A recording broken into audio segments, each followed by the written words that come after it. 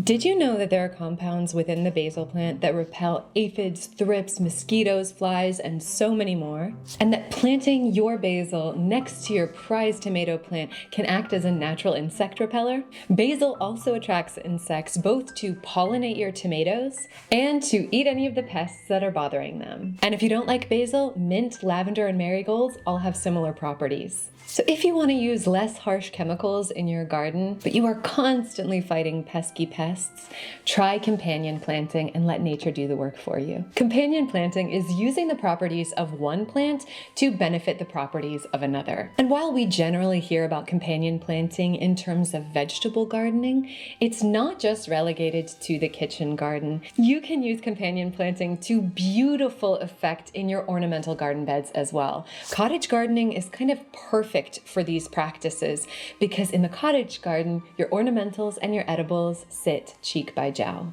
right next to each other. I love this topic of companion planting, and later in the video, I'm going to be sharing some examples that I know you've never heard of before.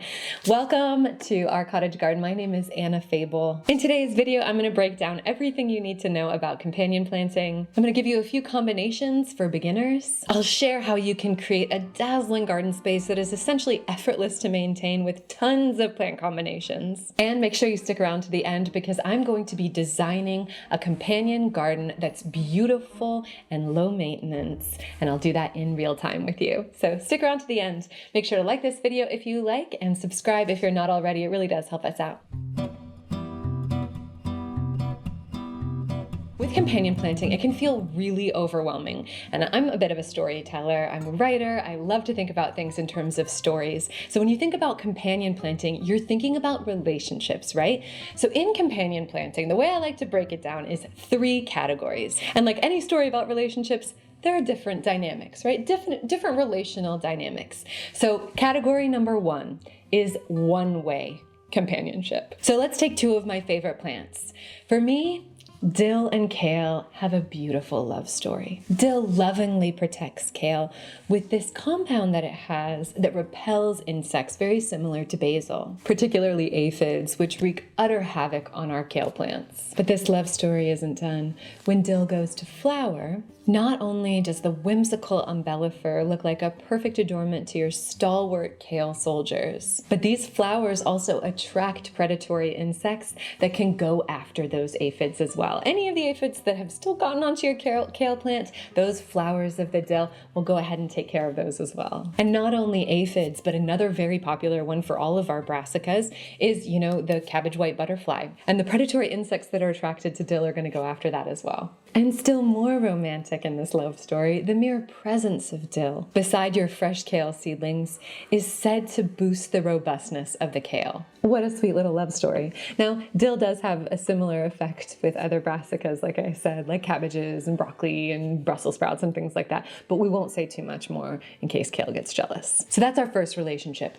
One-way relationship. There are many examples of this, but dill and kale is a great one to start with. And the second relationship dynamic that we want to talk about in terms of companion planting is mutual companionship.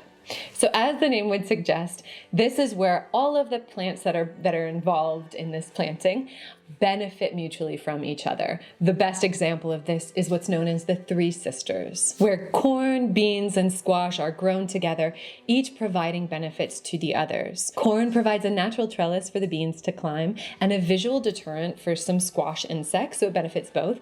Beans fix nitrogen in the soil, enriching it for the corn and the squash. And squash suppresses the weeds, shades the soil, and helps retain moisture, all beneficial for the other plants. The Iroquois and the Cherokees developed this horticultural technique. And they were the ones to name the method the 3 sisters because they nurture each other. These different plants nurture each other like family when planted together. So they would plant corn in small clusters, and then they would spread beans throughout, and then they would kind of freckle the squash throughout a planting area. And they just noticed how well all of these worked together. So that's mutual companionship. And the last one, it's very dramatic. but it's sacrificial love. A great example of this is planting nasturtiums next to brassicas as a sacrifice to the hungry cabbage white caterpillar. And the great thing is, because nasturtiums kind of grow so vigorously, they kind of bury their dead, even with the leaves, and so you'll barely notice the damage. And then your entire garden looks healthier and more productive as a whole. So companion planting 101. First of all, again, I know this can be a little bit overwhelming, so I want you to just kind of try out certain groupings and pairings and see how they work. The thing that I want you to take away from this is that there's nothing scary about companion planting. There have been some sort of myths and some lore and things about you can't plant this next to that, or you can't do this next to this. You are the consummate student of your garden. You are always observing what's going on. And so in a way, you really are already doing this. You know, you pay attention when a plant is not happy in an area, and then you move it, or maybe you take it out and you try something else. A great example of how you're already doing companion planting is you are planting your hostas in the shade of a tree. You know, the hosta is benefiting from the shade that the tree provides for it. And when you plant roses, clematis, or climbing hydrangeas at the base of a tree, that's companion planting too. The tree is serving as the stake or the trellis upon which those climbers will climb. So it's really not as complicated as a lot of people want to make it. It's just important to recognize that the more that we know about the properties of the individual plant, the better we'll be able to kind of give those plants the right kind of conditions and pair them better to make that perfect companion planting. And there have been so many studies done on companion planting, and the scientific research about good companion planting far outweighs any research on bad companion planting. So please, you really can't go wrong here. And if you do, you mess up in some way, it's always fixable in the garden. So that's it. Number one takeaway, don't be scared. Don't be scared to get it wrong. So now that we have those kind of understandings of the dynamics between the different plants, those different kind of companionship relationships, now we can sort of think about the ways that individual plants impact, affect, and benefit each other. So the first one is one that you've probably used before and noticed, is attracting pollinators into your garden. We talk about this all the time, we hear about this, so you have a general idea of what that means. Well, that's really companion planting, because you're attracting pollinators into your garden in order to pollinate a different plant. So these two plants are then serving as companions, right? That is companion planting. So planting for beneficial insects, that's companion planting. And so for this first example, we're specifically talking about maybe planting zinnias or salvias, things that the pollinators just absolutely love, near your tomatoes or your beans, your things that need that pollination in order to better pollinate those crops. So our second example is attracting an insect in order to remove a pest. So planting a wasp or ladybug attractor next to one of your plants that really struggles with aphids is fantastic for that, because then that will help to reduce the aphid population on that crop. Another way that plants can benefit each other, we spoke about at the beginning of the video, but it's using the chemical compounds within a plant to benefit the plants around it. So for example, with basil and tomatoes, you know, basil has this chemical compound that is repellent to certain pests. And so planting those side by side is a really great companion pairing. It's probably the most famous and the most popular is tomatoes and basil. So now whether or not these plants, like dill for example, actually emit this chemical compound and the insects can actually sense that and then they stay away, or that they land on the plant, they don't like the plant once they're in contact with it, and then they stay away from the other crop altogether. This is sort of debatable. Some sources say yes, some sources say no. But what I've noticed is that our crop of tomatoes looks, tastes, seems so much healthier and so much better when I plant it next to basil. Next up is using a plant to support another plant, like our example of the beans and the corn from the Three Sisters. Plants can also provide ground cover. Alyssum is great for this because it's a fantastic weed suppressant.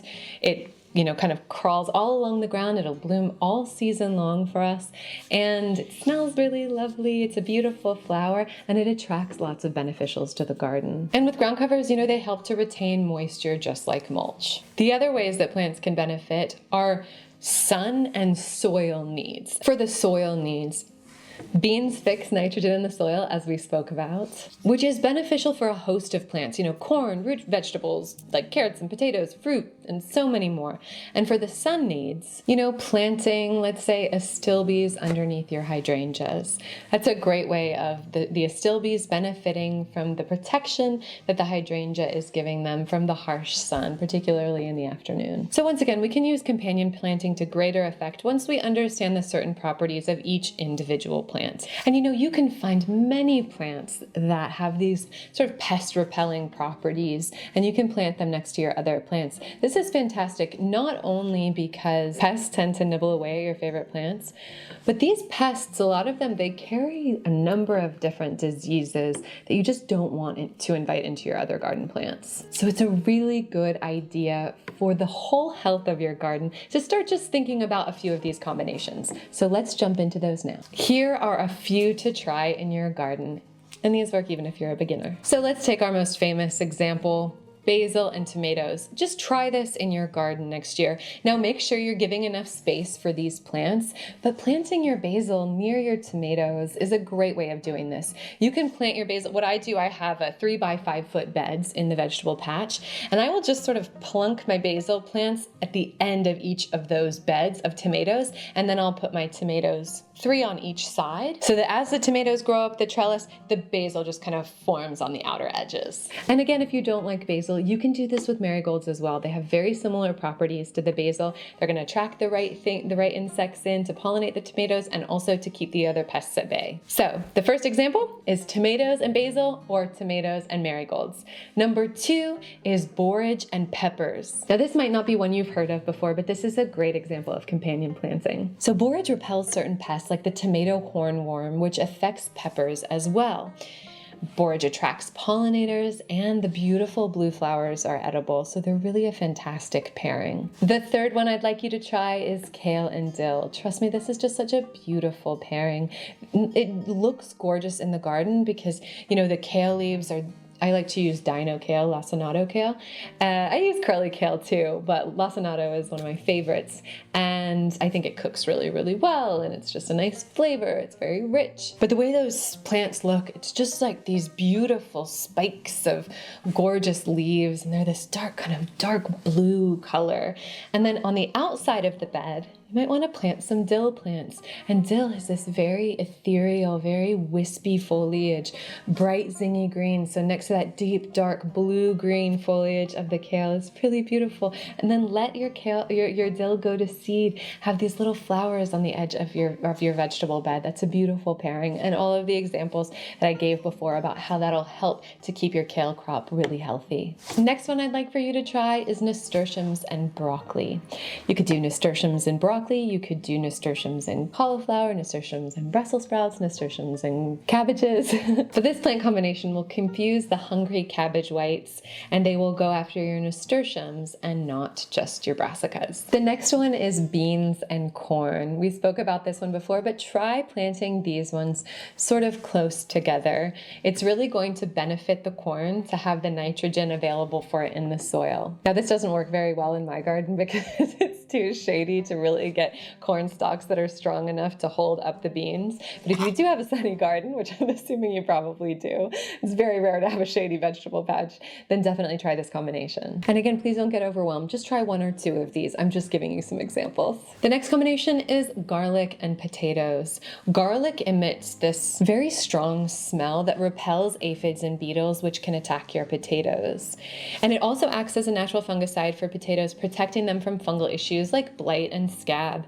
And they both act like a weed suppressant to benefit the other. Next up is peas and arugula. I don't hear many people talk about this combination, but I absolutely love it.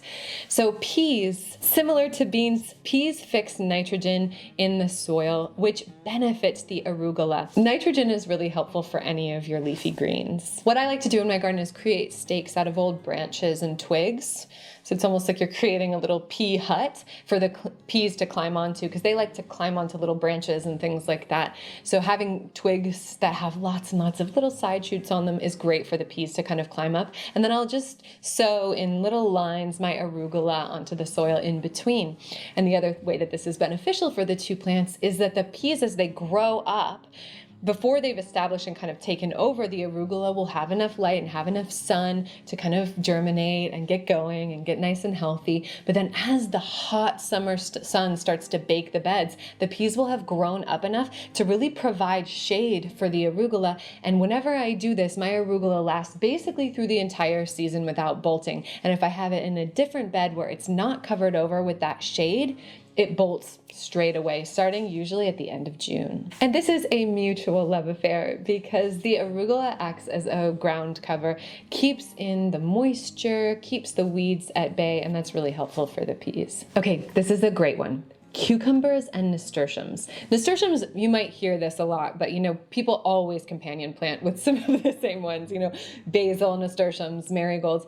And nasturtiums are just fantastic because they are a great trap crop, one of those great sacrificials, and they grow so quickly that you really can't tell the damage in the garden. They're just such a fantastic one. But this is a really fascinating combination because cucumber beetles are probably our biggest issue in the garden when it comes to getting great cucumbers. We'll usually get a handful of great cucumbers and then the cucumber beetle just absolutely takes over by sort of midway into the season, and then we just get almost no cucumbers after they've taken hold.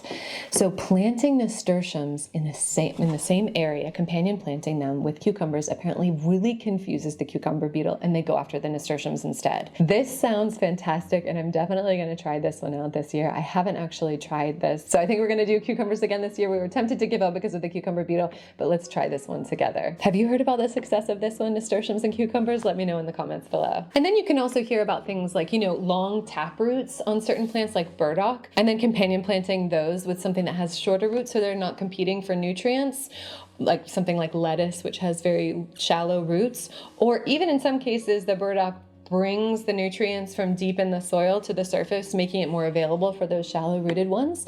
So something like cucumbers and lettuce would be a really great combination because again, they don't compete for the same nutrients and at the same depth of soil. So other examples of these long tap roots would be, like I said, burdock, carrots and beets. Beets and spinach, it's a great combination because they don't compete for nutrients and the spinach can act like a weed suppressant for the beets. And then planting pots of mint throughout your vegetable patch or throughout your garden. This is just a fantastic way of doing it. Unless you really want mint to take over your entire garden, you don't want to plant it in the ground. Instead, you can just plant them in little terracotta pots with a tray or a dish underneath them, because even the roots can go crazy. Okay, so we've talked about companion planting in your vegetable patch.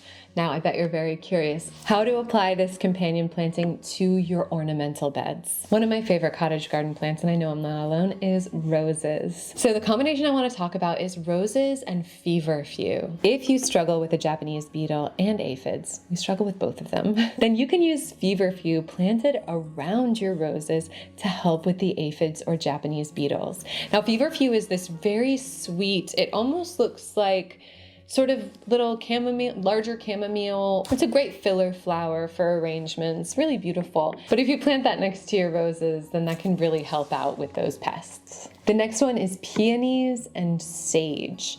So the biggest pest for us in terms of our peonies is budworm. They come down on little silk threads, kind of like dancing down from the heavens after having landed on a tree. And the budworms just come down, they land on our peony buds, and then they chew holes right through the buds, and so then the flowers will open and they'll just kind of melt, or they will open and then they don't last as long, right? However, sage is known to keep the budworm at bay, so we're going to try that this year, planting some sage next to our peonies. Next up is delphinium and thyme. Delphinium is famously eaten by slugs or snails in any garden that struggles with that, and we have millions of slugs in our garden.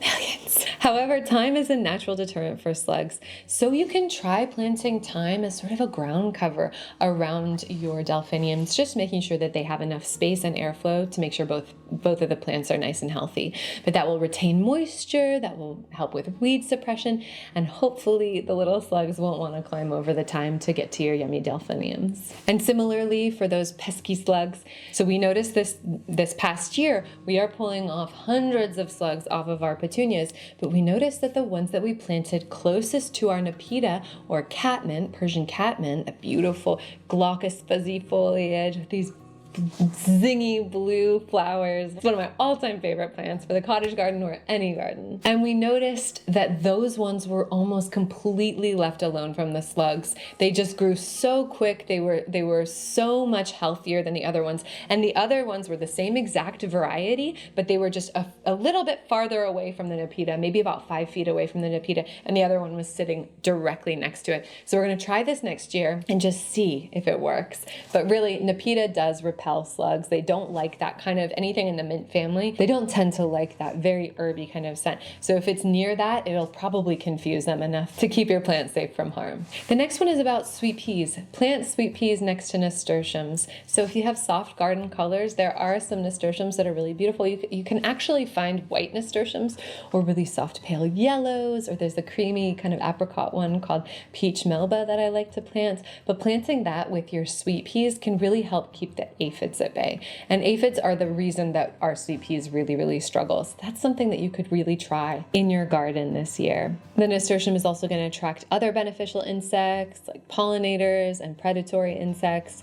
And this combination works really well when the sweet peas start to go over and sort of look dry and brown, and then the nasturtiums can just sort of take over whatever it is that you're growing your sweet peas up. And then that way you just sort of have that healthy, beautiful foliage all year round. Next up, we have sunflowers and pole beans, especially pole beans with particularly beautiful flowers. So now we're going to be talking sort of more about that cottage garden companion planting, where you're planting your beautiful flowers right next to your edibles. So the pole beans can climb up those sunflowers, and they can add a beautiful sparkle if you get really beautiful flowers on your beans, which a lot of beans have gorgeous flowers. And you could do the exact same with your edible peas, your snap peas, your sugar pod peas, things like that. Those peas have really gorgeous flowers. You can get beautiful flowers on peas that will look beautiful in your ornamental or cottage garden beds. Next up, we have lavender and cabbages, or cabbages and calendula. So this is sort of a double whammy. Lavender can be a very beneficial plant for cabbages because the strong scent can help deter pests like the cabbage moth and worms that target brassicas like cabbage.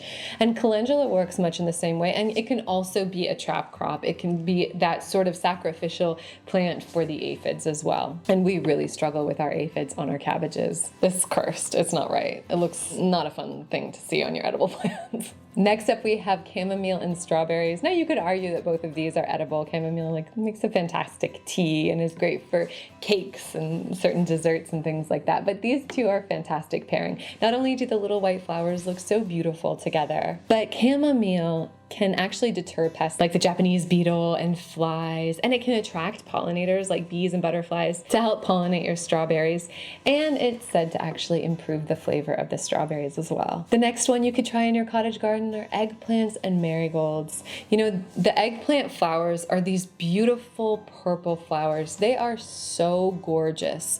So if you haven't grown eggplants, I don't know. I think there are so many fantastic eggplant recipes, but if you haven't grown eggplants, just trying them for the flowers even could be a fun little experiment. You can also use the eggplant in arrangements if you don't like cooking with it, but eggplant is so beautiful. And the reason this is such a great pairing is because not only do the flowers look so beautiful together, you know, so many marigolds come in that beautiful orange, yellow color palette, those reds even, but next to the beautiful purple flowers of the eggplant, I think that pairing is just a really pretty one in the garden. But also the marigolds will deter all sorts of beetles and attract pollinators, as well as secrete a compound that keeps the whiteflies and aphids away. And then there are just some other plants that I would kind of chuck in throughout your borders. So catmint, Nepeta that we talked about, it deters rabbits. So plant these as a companion to any of the flowers in your garden that the rabbits like to munch on. Things like petunias, pansies, or antirrhinums, which are snapdragons. Alliums deter deer.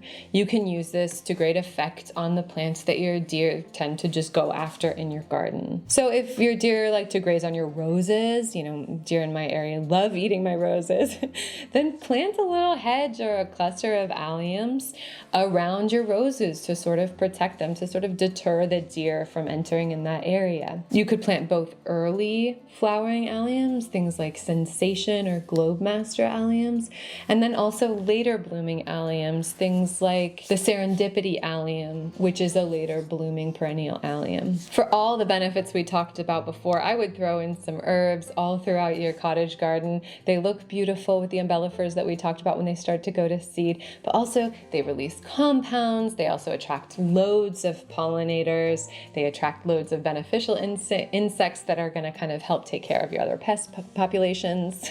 Pest populations. So throw in some dill, some parsley, some basil, some cilantro, and just pepper those throughout. Yarrow and sedum as well. These are great perennials that kind of can be planted anywhere throughout your garden. They're little landing pads for all kinds of wonderful insects that are going to help out your garden, the health of your garden.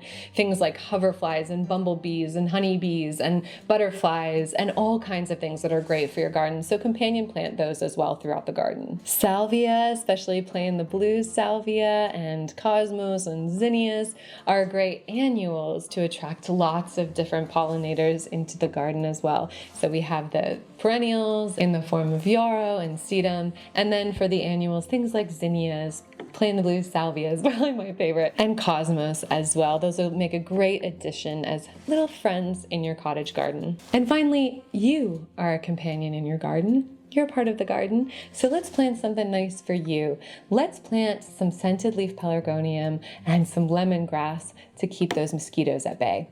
We have planted herbs all along the sort of the steps up to our porch, and even though in other areas of the property there are mosquitoes, in the main gardens, the cottage gardens around, we really rarely get mosquitoes. Lots of black flies, but really hardly any mosquitoes, and I think it's down to that. Okay, this is a long one, so for those of you who are still here, let's design a companion garden together. We're gonna be doing both one for edibles and ornamentals. Let's dive in. Okay, so we have our little veggie patch, our sweet little veggie patch pulled up. We're gonna start by designing a kitchen garden for you.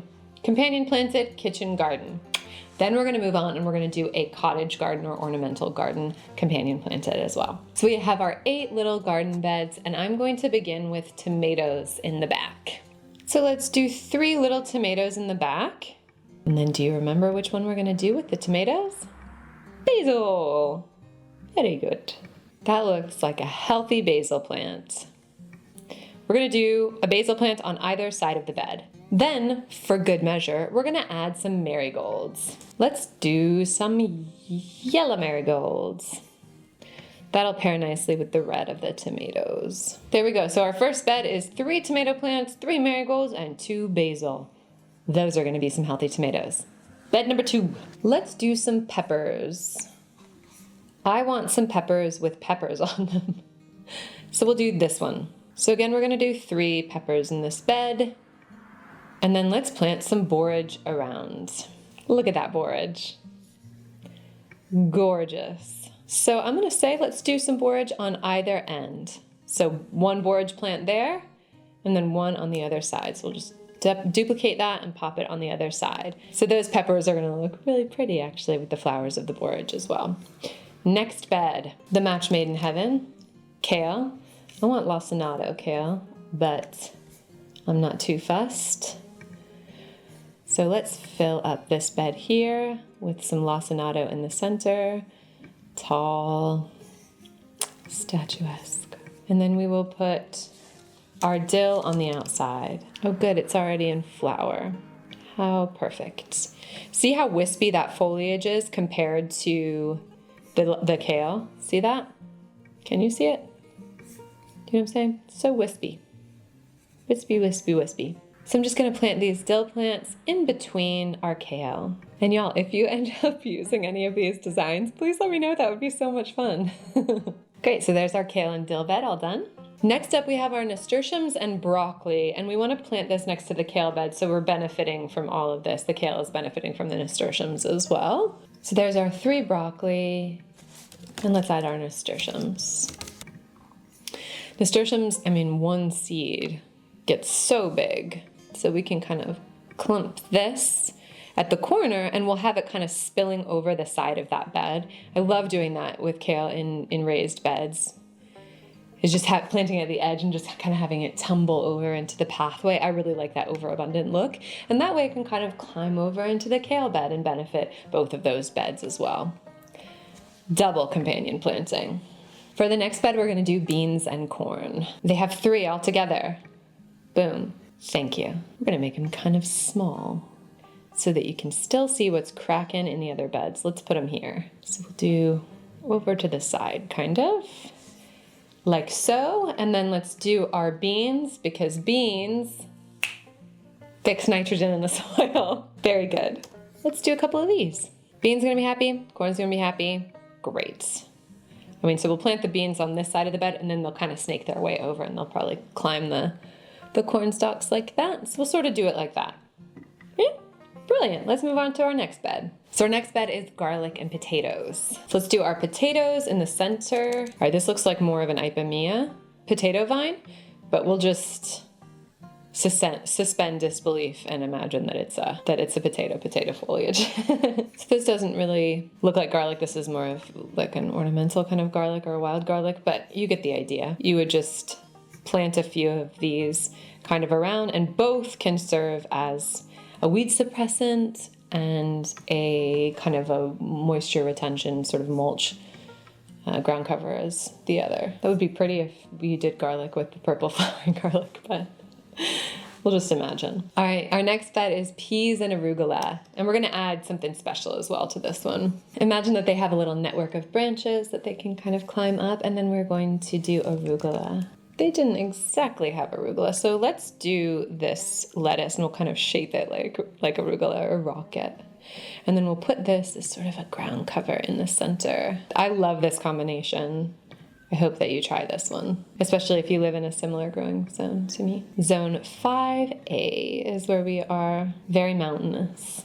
But yeah, that's really pretty. Our final bed is cucumbers and nasturtiums. This one I'm very excited to try this year. So let's do like so with the cucumbers. I usually like to grow my cucumbers up something to help with the powdery mildew. We'll do them on the ground like that. And nasturtiums. Beautiful.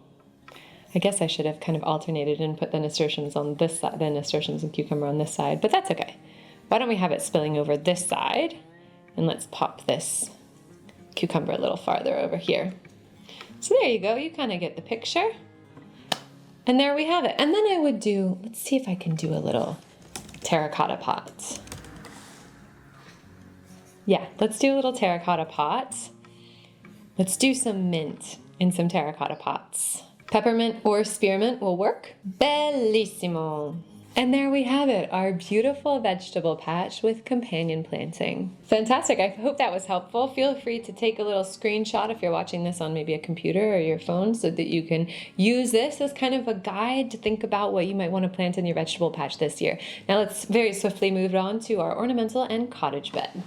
Okay, so let's go ahead and put together a beautiful companion garden for this gorgeous little cottage. Sweet. I'm going to start with sweet peas and nasturtiums, and we're going to do those up a tripod here in the back. All right, so we're going to put the sweet peas climbing up this little pyramid here. Now let's add our nasturtiums. And typically I would want to do a lighter colored nasturtium, but let's do this one because this is all they have. So that'll be in the back of the border so that it's creating some nice height. And next to that, we'll do some sunflowers and some beans. Now here are some actual tall sunflowers, but I'm just gonna use like a miniature sunflower and pretend like it's a bigger variety.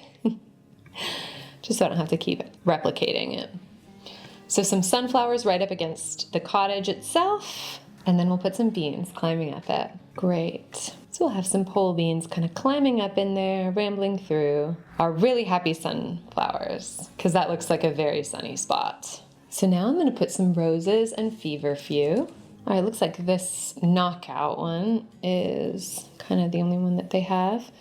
So let's plunk this over here, and we could probably repeat that a few times to give it some nice interest in the garden. And we could probably repeat the tripod and the sunflowers, honestly, just to create some more of that balance. So now we're gonna do some feverfew. So some feverfew around the roses. Gorgeous. Next up, let's do our peonies and sage. Little salmon pink peony. Gosh, that's pretty. I want to put that up against the house. And then we'll just put some sage around it. This is a really pretty, this looks like, it's variegated sage. It looks kind of like that tricolor that I grew this year. Very pretty. So we could put some of that. And it's the really herbal one that you can kind of smell, even when you walk into a garden center, you can kind of smell that sage. That's the giveaway. So doing that almost like a ground cover underneath your peonies. I like how that foliage is sort of a gray-green next to that really glossy, bright green of the peonies. Next up, let's do delphiniums and thyme. Oh, I love delphiniums, and I kind of want these to be a real statement. We're gonna put them a little bit in front of the window because it's okay if those spires kind of block a little bit of the view for part of the year because they'll go away in no time. We'll pop that there and we'll put it behind. That's nice. Great, let's do this beautiful mound of creeping thyme. Really beautiful purple. And then it'll be green for the rest of the year when it's not flowering. Beautiful. So hopefully that'll keep your slugs at bay. And now I'm gonna do some nepeta and petunias just around the edge for the same thing, to keep the slugs away. My favorite, Nepeta. Oh, so pretty. I'm gonna repeat this all around because it's gorgeous. Plus, if you have it as kind of a hedge around the outside of your garden, the rabbits will probably leave your garden alone too. All right, here's this Petunia Royal Purple, but you know what? It looks like Bordeaux, and I think the Supertunia Bordeaux actually looks so pretty against the Nepeta. We did that the second year we lived in our cottage, and so beautiful. This combination is really, yes, I like it. It's looking like a really fun little cottage. All right, now let's do some lavender. So now we're gonna do some lavender and some cabbages. And I kind of want to do this alternating behind the petunias because Nepeta and lavender can kind of look similar. So if it's like this, I think that'll look really pretty. You guys, it's looking good. Gorgeous. Then we'll do some cabbages in here. So if you don't like a cottage garden and you prefer a traditional ornamental garden, you know, you could just do those first groupings of plants, you know, the peonies and the sage, the delphiniums and the creeping thyme, the roses and the feverfew. You could do the Nepeta with the petunias and then sort of leave it at that. But for those of you who are really interested in a cottage garden where you have ornamentals and edibles, spread all throughout, then the rest of this I think is going to be really fun. So having the cabbages is sort of tucked in behind the lavender, I think is a really pretty look. I really like that. It adds like a lot of structure that I think works really well. It's coming together. It's starting to look like something. Next up, we're gonna do some eggplant and marigolds. We'll tuck those in kind of in the back here. And there's the Kilimanjaro marigold that is a white color. That's a really pretty one, but they don't have that. So we're gonna use this yellow and tuck that at the feet there of our eggplant. And then because this is a cottage garden, I do kind of want to repeat the dill and the kale. I love having kale in my cottage garden. It's just, I think it's just so pretty. So here's some kale that's gone to seed. We let ours go to seed in Northern California and it was just stunning. And look at how beautifully that pairs with all the purples that we have in the garden. I like that a lot. Let's put that kind of behind there like that. It's getting a little wild.